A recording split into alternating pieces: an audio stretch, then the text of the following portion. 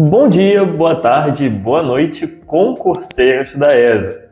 Eu sou o Caio, passei no concurso em 2020 e esse é o canal Contribuir. A ideia do vídeo de hoje é contribuir também na sua aprovação em História, continuando esse período de República Velha ou Primeira República, agora entendendo o que foi o tenentismo.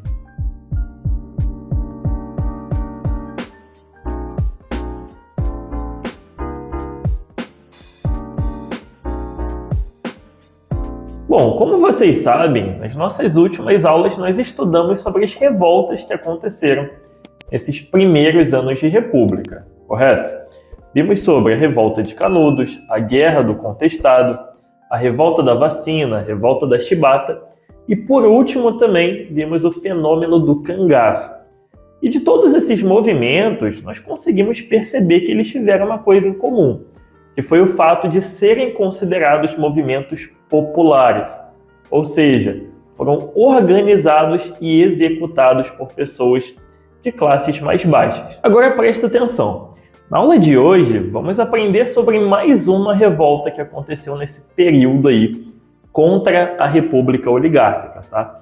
Porém, dessa vez não foi considerado um movimento popular, porque não teve a participação do povo nessa luta. Esse movimento, para falar a verdade, pedia muita compreensão do povo, mas de jeito nenhum o seu envolvimento. E como eu já disse na introdução, o nome desse movimento se chama tenentismo e esse é o assunto da aula de hoje. Então, sem mais delongas, para a gente entrar logo nesse assunto, vai para um local calmo e tranquilo, porque a aula está começando e você não pode ter distrações. Hein? Expulsa o cocô até cocota, pega seu material de anotação e vamos lá. Bom, pessoal, o movimento tenentista vai acontecer ali durante a década de 1920, tá? Então vamos considerar de uma forma geral que isso rola entre os anos de 1920 até 1930, beleza? E esse foi um movimento político-militar liderado por jovens oficiais das Forças Armadas, principalmente os tenentes, que objetivavam conquistar o poder através de uma luta armada e promover reformas no país. E para entendermos onde que a insatisfação desses militares começou, podemos usar como ponto de partida algumas mudanças que estavam acontecendo no interior do próprio exército, principalmente em relação à formação dos oficiais. Veja bem, no ano de 1904 fechou-se a Escola Militar da Praia Vermelha e no ano de 1911 foi inaugurada a Escola Militar do Realengo.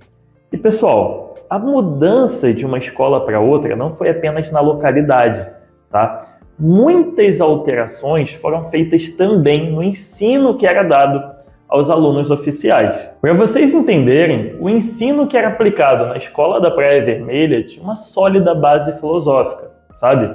Não era um ensino apenas necessariamente militar. Os oficiais aprendiam aquela filosofia positivista e aprendiam também a se preocupar com as questões nacionais. Já na Escola Militar do Realengo, isso mudou. O ensino começou a ter outro caráter. Começou a ser eminentemente técnico. Os oficiais militares aprendiam apenas sobre questões militares. Então, essa mudança, somada ao aparente descaso e abandono dos governos oligárquicos para com a instituição, foi o motivo de revolta desses jovens militares. Além disso, eles queriam eliminar o excessivo poder das oligarquias existentes naquele período e se colocavam na posição de salvação nacional.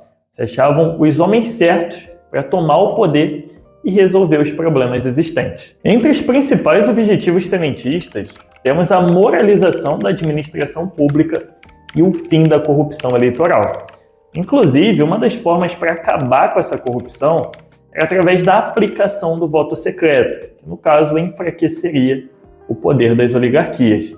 E também seria de grande importância uma justiça eleitoral confiável, na apuração dos votos. Outra coisa, se preocupavam em proteger nossa economia interna contra a exploração das empresas e do capital estrangeiro. E por último, pensavam em fazer uma reforma na educação também. Para eles, a educação deveria ser obrigatória e gratuita para todos os brasileiros, tá bem?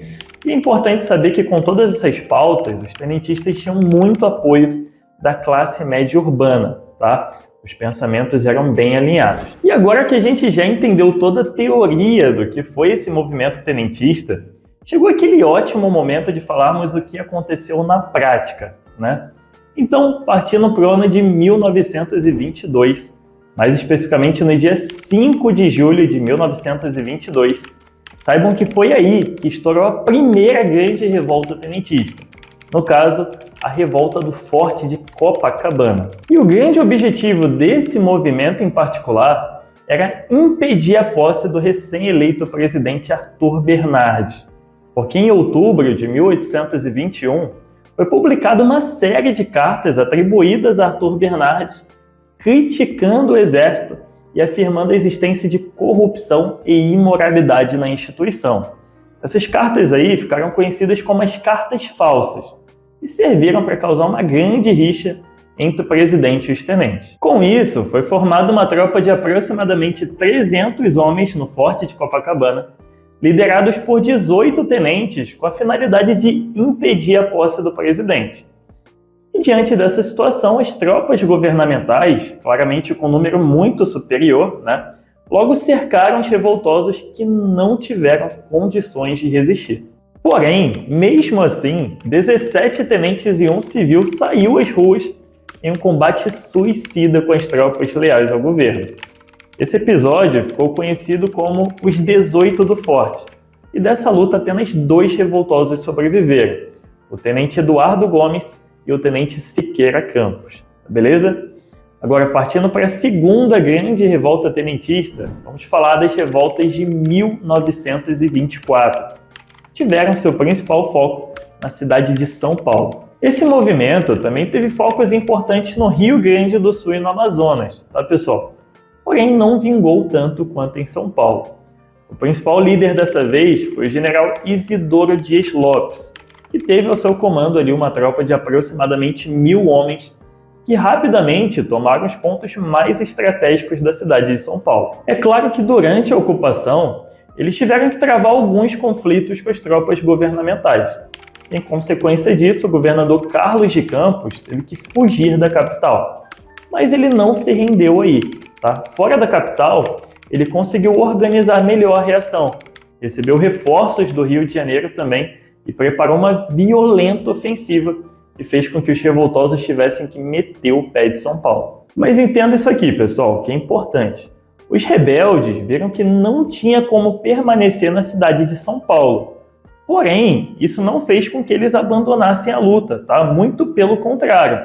Saindo da cidade, eles formaram a coluna paulista, que seguiu em direção ao sul para encontrar uma outra coluna tenentista lá, que no caso era liderada pelo capitão Luiz Carlos Prestes.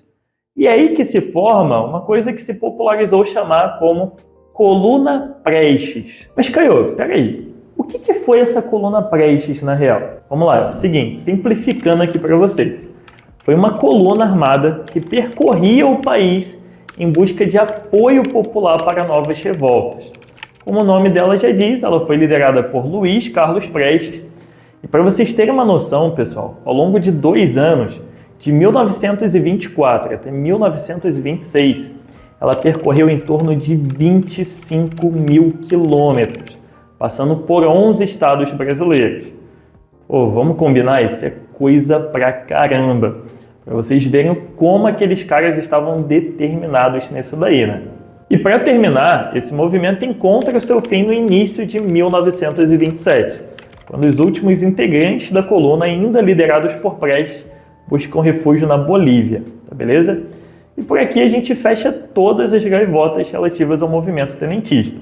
Falamos da teoria, falamos da revolta do Forte, das revoltas de 1924 e também da coluna Prestes, ou seja, falamos da teoria e de tudo que aconteceu na prática. E sendo assim, chegou a hora de me despedir, porque estamos chegando ao fim de mais uma aula.